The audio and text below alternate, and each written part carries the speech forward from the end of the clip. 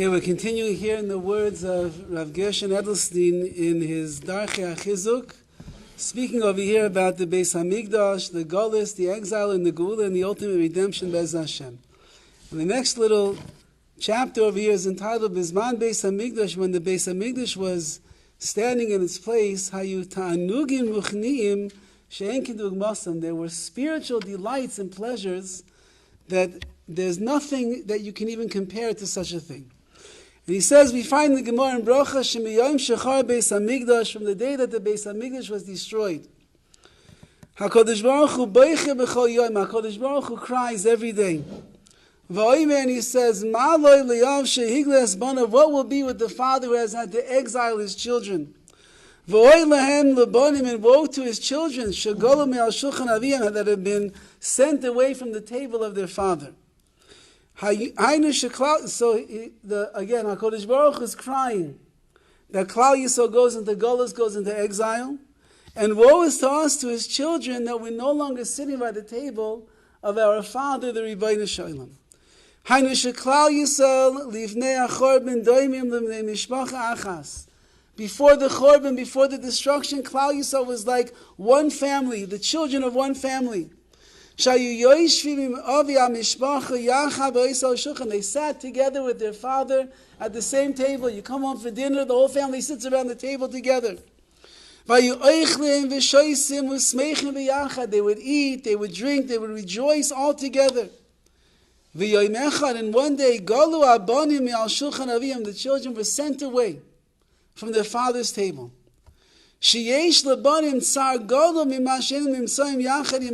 great pain and distress the children will go through that they're no longer together with their father. And so to the father, he's also in pain. His children aren't sitting at the table. So the children are in pain because they can no longer be together with their father. And the father looks around at an empty table, and it pains him that the children aren't there. They're no longer reliant upon him, and they're no longer close to him the way that they were before. Says of Gershon, this is a mashal, a parable to what took place in the times of the Chorban when the Beis HaMikdash was destroyed. Beis HaMikdash hayamashbia kedusha v'chizuk emunah.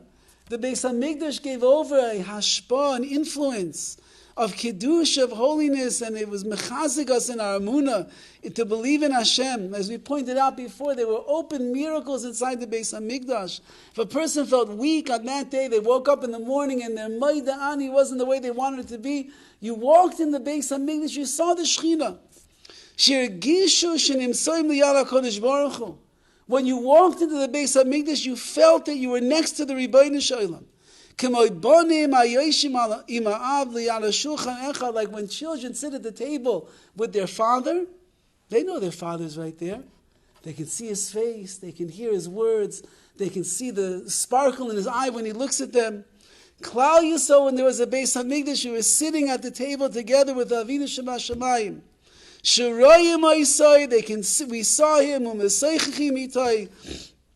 we spoke together with him. Whatever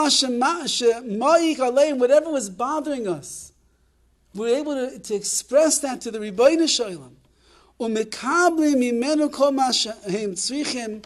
And we were able to receive whatever we needed from HaKadosh Baruch Hu. V'zeu tanug ruchni shel kedusha she'ein lanu musag mahu. This is a tremendous pleasure, ruchniistic pleasure, a spiritual pleasure, just to know that you're sitting at the table with your father, with the Ribono Shel Olam, to know you can walk into a Beis HaMikdash and you can be machuzik, you can elevate yourself in emunah, to know that you'd pour out your heart in tefillah, and HaKadosh Baruch Hu is listening to every single word and responding. That's a tanug, that's a pleasure in ruchnius that you cannot surpass. Amnam, however, gam li'achar chorban, even after the chorban, after the destruction, yeshev sharois lahargish tanugim ruchniim shel kedusha. We could still find ways to attach and connect to the spiritual delights of this world. Ukegoin b'Shabbos, on Shabbos Kodesh, sheyesh neshama yiser, you have an extra soul. Margishim hargashim yuchedesh shel regua. You're able to feel the pleasantness, the tranquility, being relaxed on Shabbos like you can't have the rest of the week. V'yefshel hargish as kedushas on neshama yisera. If a person is sensitive enough on Shabbos, they can feel the extra neshama that HaKadosh Baruch Hu gave to us. The same thing is with learning Torah. If a person learns, they really learn.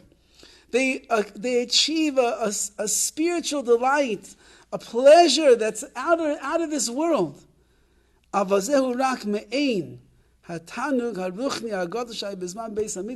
delights you have in this world, however beautiful the davening is on a Shabbos, however amazing it is sitting around the table with mishpacha, however the greatest svar that you ever had in your life and the greatest simcha of the lumdus that you had in learning, it's only a me'ain, it's only a little bit of that which existed in the ruchnis and the pleasures that we had inside the Beis HaMikdash. Chazal teaches me, Yom Shechar Beis HaMikdash ein lo la'kodesh baruch hu ve'elam elo arba amos shel halacha bilvad. Once the Beis HaMikdash was destroyed, Hashem only has one place where you can sit, and that's in the Dalet Amos of halacha, the 4 cubits of halacha. Hainu, that means sheba'arba amos shel halacha shu makom esek haTorah. That's where a person is sitting in the learning gesh hashpa kedushim ein Beis HaMikdash. When you're learning, it's a very beautiful idea that he says over here. When you are learning, it is me'ain. It says it's a shtick, it's a piece, it's a bit of the kedusha that there was in the Beis HaMikdash. Hashem says, from the time that the Beis HaMikdash was destroyed, I have no other place that I can dwell in this world except in the Dalet Amos of halacha. So what does that mean? When there was a Beis HaMikdash, says Hashem, I dwelled in the Beis HaMikdash. Now there's no Beis HaMikdash, so where am I going to dwell? So I can only dwell in Esek HaTorah. Where people are sitting and they're learning Torah, that's where the Shekhinah is going to dwell. So when you are learning, you're entering into the Beis HaMikdash. The Shekhinah is dwelling over there. Like we said in Pirkei Avos, Adam echad oisek b'Torah. One person is sitting and learning Torah. Sounds like Tarzana. Shekhinah shroi imoi. The Shekhinah is dwelling together with him. You open up a sefer in your house, in the shul, in the side room, in your car, wherever, in your office, you open up a sefer, one person learning Torah, Shechina, Shroi, Imoy, the Shechina is with him. And when you're sitting and learning, HaKadosh Baruch Hu, Yoshev, Kenegda, V'shonim, Hashem is sitting with you, He's your chavrusa, He's learning together with you.